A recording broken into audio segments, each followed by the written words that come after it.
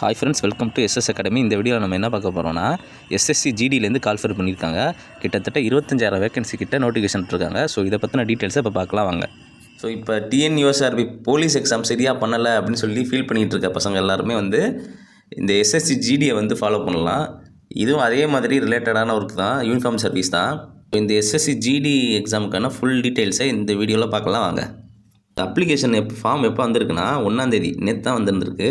1ஆம் தேதி தான் வந்து அப்ளிகேஷன் ஓப்பன் ஆகிருக்கு. எப்போ முடியுதுன்னா 31/12/2025. ஸோ இந்த ஒரு மாதம் தான் இருக்குது. ஸோ ஒரு மாதத்துக்குள்ளே அப்ளை பண்ணுறவங்கலாம் அப்ளை பண்ணிடுங்க. டைம் வேஸ்ட் பண்ணாதீங்க, சீக்கிரமாக அப்ளை பண்ணுங்கள். அதே மாதிரி last date of making online fee payment. So fee payment பண்ணுறதுக்கு மட்டும் ஒரு நாள் எக்ஸ்ட்ரா கொடுத்துருக்காங்க, 1ஆம் தேதி. ஸோ நீங்கள் எப்போ அப்ளை பண்ணுறீங்களோ அப்போயே ஃபீ எல்லாம் கட்டிடுங்க, அதுதான் பெட்டரு. அடுத்தது கரெக்ஷன் விண்டோ. அதாவது நம்ம அப்ளை பண்ணும்போது ஏதாவது தப்பாக அப்ளை பண்ணியிருக்கோம்னா அதை கரெக்ஷன் பண்ணுறதுக்கு நம்மளுக்கு ஒரு 3 நாள் கொடுத்துருக்காங்க, 8ஆம் தேதியிலேருந்து 10ஆம் தேதிக்குள்ளே. ஸோ அப்ளை பண்ணும்போது நீங்கள் எதையுமே வந்து தப்பாக அப்ளை பண்ணாதீங்க, கரெக்டாக அப்ளை பண்ணுங்கள். இந்த விண்டோலாம் ஓப்பன் பண்ணுறதுக்கு 250 ரூபா சார்ஜ் பண்ணுவாங்க. ஸோ அப்ளை பண்ணும்போது பார்த்து நிதானமாக அப்ளை பண்ணுங்கள். ஸோ அடுத்தது முக்கியமாக டென்டேட்டிவ் ஷெடியூல் கொடுத்துருக்காங்க. எக்ஸாம் எப்போ நடக்கும்னு டென்டேட்டிவாக தோராயமாக சொல்லியிருக்காங்க. எப்போ பிப்ரவரிலேருந்து ஏப்ரலுக்குள்ளே நடக்கும் அப்படின்னு வந்து சொல்லியிருக்காங்க. அடுத்தது பே ஸ்கேல். பே லெவல் வந்து இது எவ்வளோனா, பே லெவல் 3. அதாவது சென்ட்ரல் கவர்மெண்ட்டில் வந்து லெவல் 1, லெவல் 2, லெவல் 3 அப்படின்னு வரிசையாக ஒவ்வொரு கேட்டகரியாக பிரிச்சிருப்பாங்க. இது எந்த லெவலில் இருக்குன்னா லெவல் 3. அதாவது பேசிக் பே 21,700லேருந்து 69,100 வரையும் இருக்கும். அடிப்படை சம்பளம் நம்ம ஃபஸ்ட் ஸ்டார்டிங்கில் போய் சேர்றோம்னா 21,700 வந்து பேசிக் பேவாக இருக்கும். அதோட சேர்த்து அலவன்ஸ் எல்லாம் சேர்த்து கிட்டத்தட்ட ஃபஸ்ட்டு மந்த் சேலரி நம்ம 40,000லேருந்து 50,000க்குள்ளே சம்பாதிக்கலாம். ஸோ நல்ல சம்பளம், யாரும் மிஸ் பண்ணிடாதீங்க அதை. ஸோ வேகன்சி டீட்டெயில்ஸ் எடுத்து கொடுத்துருக்காங்க. வேகன்சி டீட்டெயில்ஸை வந்து செப்பரேட் பண்ணி காமிச்சிருக்காங்க. பிஎஸ்எஃப் எவ்வளோ இருக்குது, சிஏஎஸ்எஃப் எவ்வளோ இருக்குது, சிஆர்பிஎஃப் எவ்வளோ இருக்குது, ஐடிபிபி எவ்வளோ இருக்குது, ஏஆர் எவ்வளோ இருக்குது அப்படிங்கிறத தனித்தனியாக வந்து மென்ஷன் பண்ணி காட்டியிருக்காங்க. ஸோ கிராண்ட் டோட்டல் கீழே கொடுத்துருக்காங்க பாருங்கள். 3,433 வேகன்சி வந்து எஸ்சி கேண்டிடேட்ஸுக்கு, 2,091 வேகன்சி வந்து எஸ்டி கேண்டிடேட்ஸு. அதுவே 5,329 வேகன்சி வந்து ஓபிசி கேண்டிடேட்ஸு. 2,416 வேகன்சி வந்து இடபிள்யூஎஸ்க்கு. அதே மாதிரி யூஆர் கேண்டிடேட்ஸ்க்கு 10,198 வேகன்சி வந்து அலாட் பண்ணியிருக்காங்க. டோட்டலாக மேலுக்கு மட்டும் 23,467 வேகன்சி.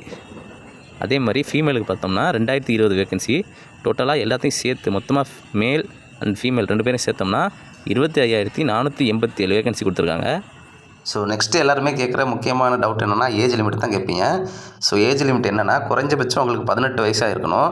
நீங்கள் ஜென்ரல் கேட்டகரியாக இருக்கீங்கன்னா உங்களோட ஏஜ் 23 வயசை தாண்டி இருக்கக்கூடாது. ஜென்ரல்னால் யூஆர்னு சொல்லுவோம்ல, ஸோ யூஆராக இருந்தீங்கன்னா 23 தாண்டி இருக்கக்கூடாது.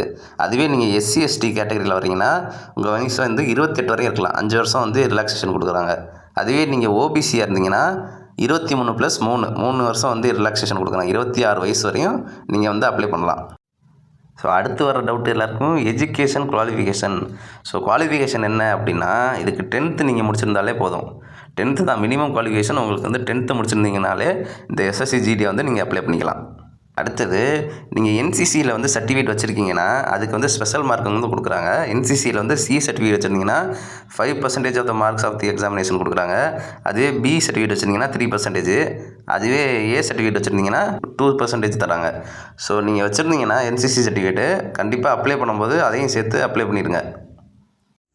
ஸோ அடுத்தது அப்ளிகேஷன் ஃபீ. ஸோ கட்டணம் எவ்வளோனா 100 ரூபா. இது யாராக இருக்குன்னா ஜென்ரல் கேட்டகரி, யூஆர் கேட்டகரி எல்லாம் வந்து 100 ரூபா பே பண்ணணும் அப்ளிகேஷனுக்கு. அதுவே நீங்கள் உமன் கேண்டிடேட்ஸு எஸ்சி எஸ்டியில் வந்து வர்றீங்கன்னா உங்களுக்கு வந்து ஃபீஸ் கிடையாது.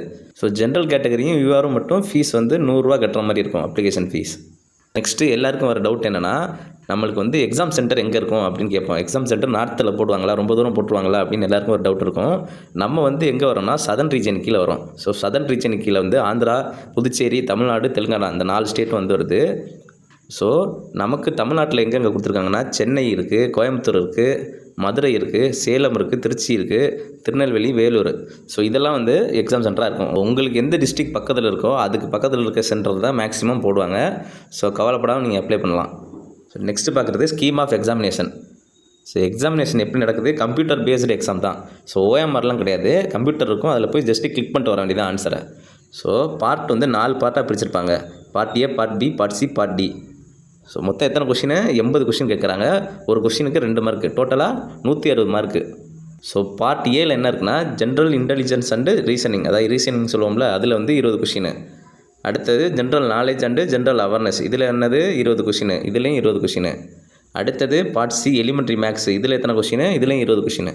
அடுத்தது பார்ட் டி இங்கிலீஷ் இல்லைனா ஹிந்தி, நம்ம மேக்ஸிமம் இங்கிலீஷ் தான் ப்ரிஃபர் பண்ணுவோம். ஸோ இங்கிலீஷில் வந்து 20 கொஷின், மொத்தமாக 80 கொஷின், டோட்டலாக 160 மார்க்கு. எவ்வளோ நேரம் அப்படின்னா டைமு 60 மினிட்ஸு. 1 மணி நேரம் தான் எக்ஸாமே, ரொம்ப நேரம் கிடையாது, ஒரே மணி நேரம் தான். ஸோ அடுத்தது ஃபிசிக்கல் எஃபிஷியன்சி டெஸ்ட்டு, அதாவது எக்ஸாமினேஷன் முடிஞ்சு நம்ம வந்து பாஸ் ஆயிடுவோம். மேக்ஸிமம் இந்த எக்ஸாமில் வந்து எல்லாருமே பாஸ் ஆயிடுவாங்க. இந்த ஃபிசிக்கல் டெஸ்ட்டில் தான் வந்து ஃபெயில் ஆவாங்க. ஏன்னா இது கொஞ்சம் கஷ்டமாக இருக்கும். மேலுக்கு எவ்வளோன்னு பாருங்கள், 5 கிலோமீட்டர் ரன் பண்ணணும், 5 கிலோமீட்டர் ஓடணும். எவ்வளோ நேரத்தில்னா 24 நிமிஷத்தில் முடிக்கணும். அதே ஃபீமேலுக்கு பாருங்கள் 1.6 கிலோமீட்டரு 8 நிமிஷத்தில் கவர் பண்ணணும். ஸோ எல்லாருமே நல்லா மனசில் வச்சுக்கோங்க, இந்த எக்ஸாம் கொஞ்சம் ஈஸியாக தான் இருக்கும். நல்லா படிச்சிங்கன்னா எக்ஸாம் கிளியர் பண்ணிடலாம். ஆனால் ஃபிசிக்கல் டெஸ்ட்டில் தான் நிறைய பேர் ஆப்சென்ட் ஆவாங்க, நிறைய பேர் ஃபெயில் ஆவாங்க. ஸோ அதில் வந்து கான்சன்ட்ரேட் பண்ணுங்கள். ஸோ அடுத்தது ஃபிசிக்கல் ஸ்டாண்டர்ட் டெஸ்ட்டு. ஸோ உடற்தகுதி எப்படி இருக்கணும்னா, மேலுக்கு வந்து ஹைட்டு 170 சென்டிமீட்டர் இருக்கணும், ஃபீமேல்னால் 157 இருக்கணும். அதுவே எஸ்டியாக இருக்காங்க அப்படின்னா எஸ்டி கேண்டிடேட்ஸ்க்கு மேல் வந்து 162.5 சென்டிமீட்டர் இருந்தால் போதும், ஃபீமேல் வந்து 150 இருந்தால் போதும் ஹைட்டு. இது அதேமாதிரி செஸ்ட்டு கொடுத்துருப்பாங்க. செஸ்ட்டு மேலுக்கு எவ்வளோன்னு பார்க்கலாம். ஸோ மேலுக்கு வந்து செஸ்ட்டு 80 சென்டிமீட்டர் இருக்கணும். அதுவே எக்ஸ்பேண்ட் பண்ணும்போது 5 சென்டிமீட்டர் வந்து எக்ஸ்பேண்ட் ஆகணும். ஸோ இதிலே வந்து ஷெட்யூல் ட்ரைப் எஸ்டியாக இருக்காங்கன்னா 76 சென்டிமீட்டர் இருந்தால் போதும், 76. அதே எக்ஸ்பேண்ட் பண்ணும்போது 5 சென்டிமீட்டர் எக்ஸ்பேண்ட் ஆகணும். ஸோ அடுத்தது ஆர்டர் ஆஃப் ப்ரையாரிட்டி.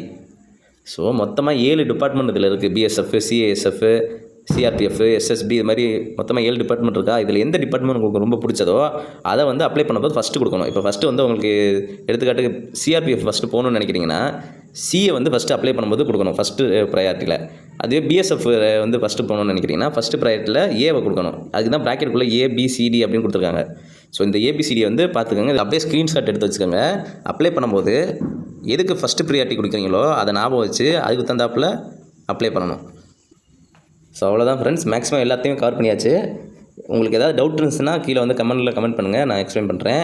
அதே மாதிரி எஸ்எஸ்சி ஜிடிக்கு வந்து எப்படி படிக்கலாம், எப்படி ப்ரிப்பேர் பண்ணலான்னு அடுத்த வீடியோ போடுறேன், அதை ஃபாலோ பண்ணுங்கள். மேக்ஸிமம் இந்த எக்ஸாம் ஈஸியாக தான் இருக்கும், ஃபிசிக்கல் தான் கொஞ்சம் டஃப்பாக இருக்கும். ஸோ இப்போலேருந்து ஃபிசிக்கலுக்கு ரெடி ஆயிருங்க. எஸ்எஸ்சி ஜிடிக்கு வந்து அப்ளை பண்ணுற எல்லாருமே இன்னிலேருந்தே வந்து ஃபிசிக்கலுக்கும் ரெடி ஆயிருங்க. Okay friends, all the best, thank you.